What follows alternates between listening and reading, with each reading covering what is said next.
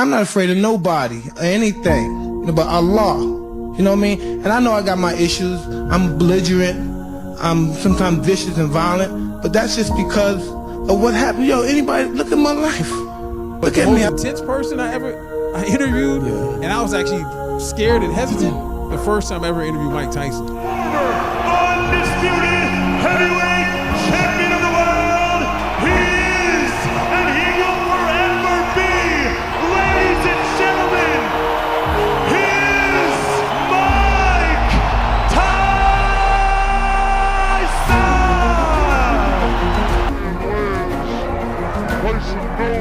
Makes a great future.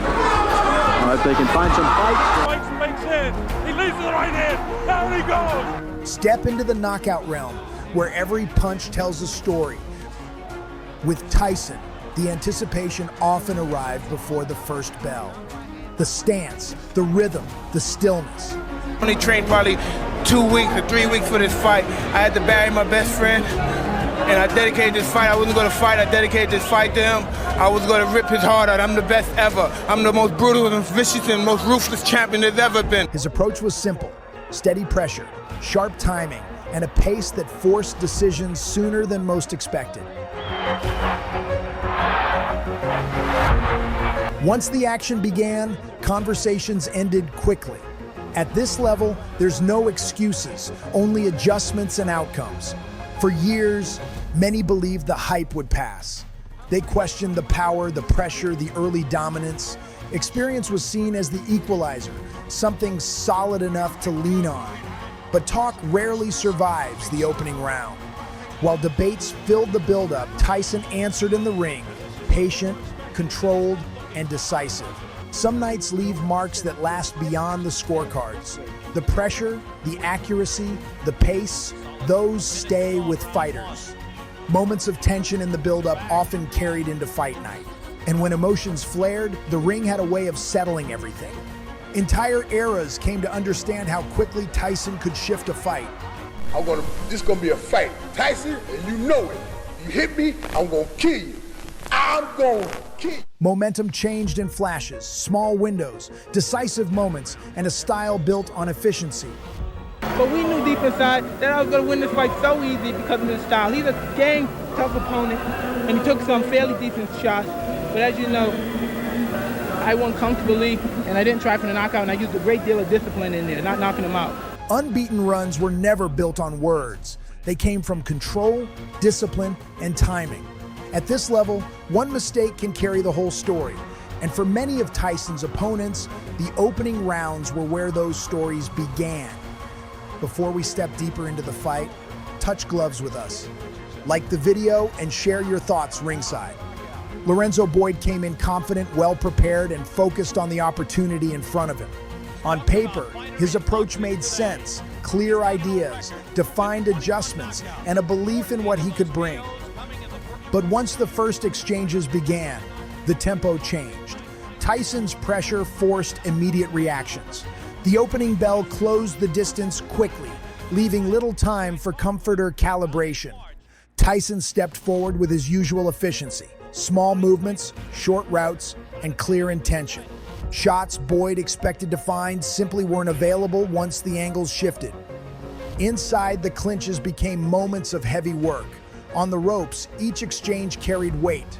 The sequence unfolded with a familiar pattern: steady pace, accurate placement, and a clear finishing instinct. A body shot created the opening, and the follow-up up the middle closed the show.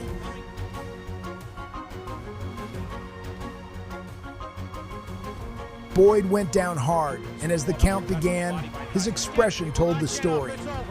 1 minute and 43 seconds, quick, decisive, and emphatic.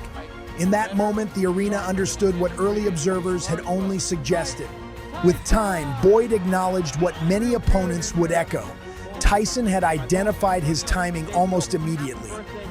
The adjustments were made before the first feint ever left Boyd's gloves. Momentum shifted quickly, and from that point, the direction of the fight didn't change. Tyrell Biggs entered with pedigree. And for me to have been criticized and the whole shot, I mean, I owe it to myself to go out there and beat Michael Tyson.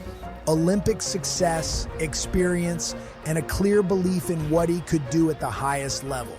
Heading into the fight, the matchup appeared to hinge on styles, Biggs' movement, and length against Tyson's pressure and compact power. Size played its role in the weigh-ins, but once the rounds began, timing and positioning mattered more. Early on, Biggs used his jab and footwork well, but Tyson read the rhythm quickly and began closing the space with purpose. With each minute, Tyson's pace increased, forcing Biggs to work harder to maintain distance. The fight didn't turn on one big moment, but on a bunch of small ones. Short counters, steady pressure, and sequences that added up. It became a tactical battle fought at close range, where Tyson's bodywork began to have an impact. His counters were sharp and his exits disciplined. By the middle rounds, the accumulation started to show. Targeted shots to the body and arms slowed Biggs' movement. As fatigue set in, openings appeared, and Tyson capitalized. Where opportunities emerged, Tyson pressed forward with combinations. Gradually, Biggs' posture changed. Less bounce, more hesitation, and a growing struggle to keep Tyson from closing range. When the stoppage came, it felt like the natural conclusion of a fight that had trended in one direction for several rounds. In the aftermath, Biggs reflected on the experience, what he aimed to do, what he saw, and what unfolded in real time. As always, the footage from the ring remained the clearest record of the night. Ambition sets expectations, but performance writes the result. Jesse Ferguson brought experience into the matchup, durable, seasoned, and confident in what he could execute. I'm going to be there because I'm not going to run from him. I plan on fighting him back, using my experience, my bread and butter punch, which is the left hook, and keep him at bay. I don't want to run from him. I want to stay there and fight him because nobody hasn't done that, and see how he reacts. I feel I have a better chance of beating him if it goes in later rounds, but if it doesn't go in later rounds, it's fine. His plan centered on the basics: steady fundamentals, controlled timing, and disciplined exchanges.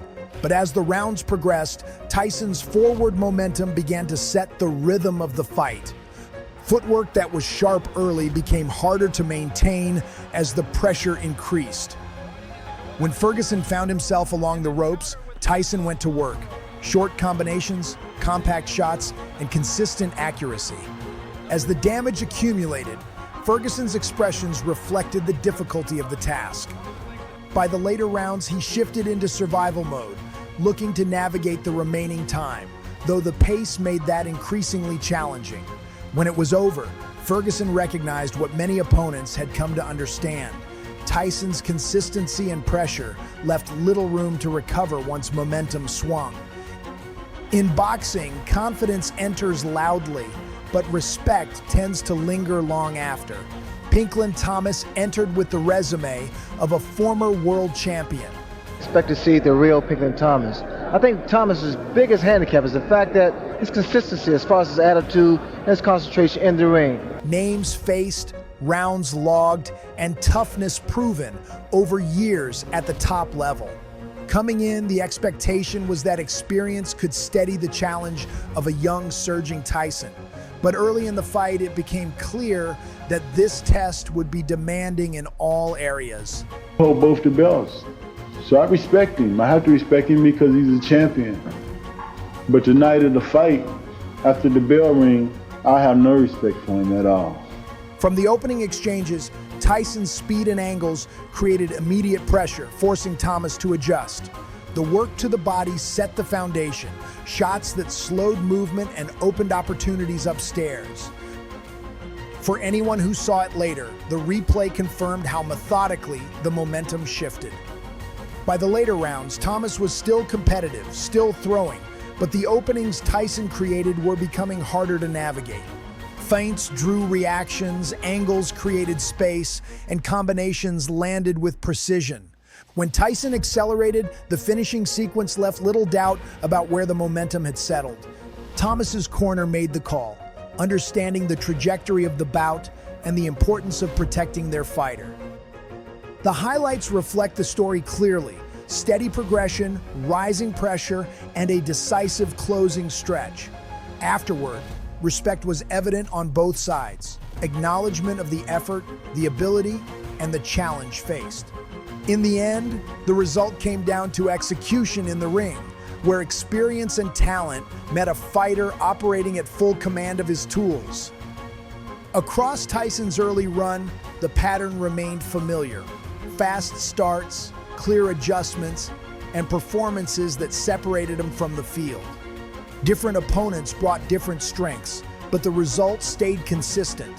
In a sport where every detail matters, the ring provides the clearest record of what truly unfolded.